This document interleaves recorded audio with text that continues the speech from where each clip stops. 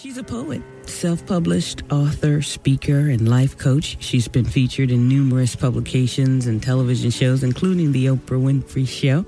She's graced our pillows before with the life-changing Grown Woman's Guide to Greatness, helping us to maximize our potential. I benefited from it for sure.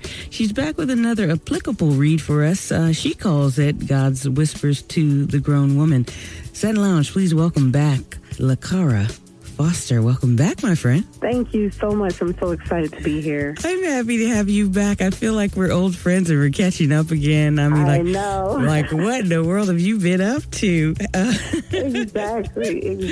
Well, I guess we know. We're going to find out tonight. Happy Black History Month to you. Thank you for that. You're welcome. How have you been celebrating it this month? I'm an avid reader, and usually because I read a lot anyway, just during this time, I pick a lot of my favorite authors and maybe reread some things. I'm a huge Alice Walker fan. Oh, yeah. And currently reading The Temple of My Familiar. Again for about the third time. Wow. And she's phenomenal. And also at the church I attend, Vision Church of Atlanta, they've been doing these wonderful presentations for Black History Month. So I've thoroughly been enjoying that. Sweet. Shout out to Bishop O.C. Allen. Yes. Shout out to Vision Church in Atlanta. I'm so happy to hear that you're celebrating that together. It's part of our history. Do you realize that you are contributing to, the legacy of our history, standing on the shoulders of our ancestors, as am I? Do you realize that you're doing that? How does that make you feel? Just hearing you say that, it something washed over me. Yes. I mean, really, truly, to say like, wow, I am contributing to that history, and I had never thought about that before you actually just said that. Yeah. And I guess in a sense that's kind of what it's all about, leaving a positive legacy while you're here, for other generations to enjoy, and so that they can know that you were here, they can witness that you were here. Absolutely. And I believe that our ancestors are proud of you, that they're proud of the messages, they're proud of you giving us life tools to make our lives better and walk forward and in pride and in strength. The keys and tools that you're giving us. And thank you for that. You do so many things. I mentioned before when I introduced you that you were a poet and you were a speaker, life coach, etc. But you have this writing. You've written so many incredible works. Why do you think you choose writing to communicate your whispers to others? I believe that is really just one of the things that, in addition to a lot of the other things that I do, it is something that God said, this is what I need you to do. I read a lot of blogs, and I read a lot of different daily inspirations. And about 2 years ago, I was always so like, oh my gosh, they do this every day. There's one with the guy from Conversations with God. They post every day. Yes, and the Daily Love. And I was thinking, like, I would never be able to do this every day. I would never be, able to just get up and write these words. And then one day God said, I needed to do this every day. Wow. And it just was not a question after that. I've done it every day since August 6th of 2013. I meditate with God and listen to what he has to say, and then I write the whispers and send them off. Wow. When I was reading the introduction of your book, what kind of struck me was how you said the catalyst of this book was that you believe God whispered to you and said, hey, I have an assignment for you. I have another assignment for you.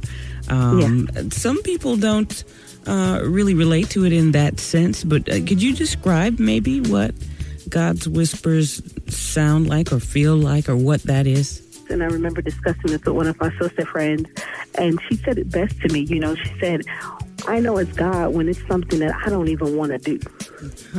And I think for me, it's just that I had never envisioned doing this, doing it every day. And so when God said I need you to do, because I would not have told Lakara to do it every day. Okay, so it's something that stretches you, something that makes you grow and reach beyond yourself. Yes, definitely. That's how you know it's something propelling you or motivating you. Yes. And it's something that comes from within, so that's why it sounds so quiet, like a whisper. Is that right? Yes. Yes. Yes. Well, this book, it's God's Whispers to the Grown Woman. The title sounds pretty self-explanatory after talking about that. Is it a spiritual compass? Is it a devotional journal? It's a bit of both. Exactly what you said. It's a weekly spiritual compass. It gives you something to meditate on for the week. I usually tell people, and you can pick it up any time of the year. Mm-hmm. And ideally, I tell people, start on a Sunday.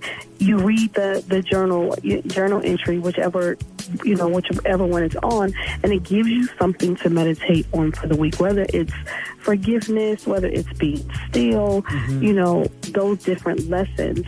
And then you get an opportunity also with each week to write about what's taking place for you in that week as you've meditated on it. And that's the devotional journalistic part of the book. There are pages, Satin Lounge, at the end of each week's, I guess, as she pours her heart out and her thoughts out or her whispers out, you turn the page and you see a few pages of what are your thoughts? What are you thinking about? What do you think about what I just said? What are the whispers going on in your own head right now? So it's pretty interesting how it kind of causes you to sit quietly and listen. And is that the point or purpose of creating this book? Definitely, really to listen to God, to listen to ourselves, to see where are we supposed to be going with this. And I just think it gives you such a good start for the weekend. There are others, there are others that I read as well. It's just this one, I definitely want it to be a weekly thing.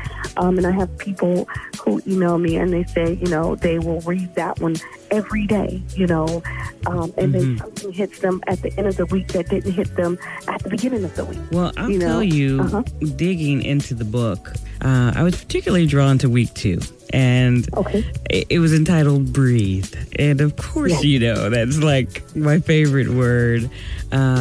This particular week's Satin Lounge, it focuses on what we are inhaling and exhaling. Like you said, breathe in intentional love. Breathe out deliberate hurt. Breathe in planned courage. Breathe out premeditated fear. I particularly liked, Lakara, this part. Breathe in love. Breathe out all that love is not. Yeah. I love that phrase. Dare I add, breathe it in, okay? What inspired you for that chapter about breathe? I wake up, in the morning, and I pray, and I meditate, and I tell people prayer is when you talk to God, and meditation is when you listen. And I believe I heard that by Susan Taylor, who's at Essence magazine. One of her Essence, things that she would write at the end of the magazine. And so this particular morning, I woke up and I said, okay, God, like, what are we talking about today? And sometimes I get so anxious and so rushed for the message, and I get up from the computer and I'm all over the place and I'm walking, and and God said that day, He said, sit down, breathe, breathe. and so I said.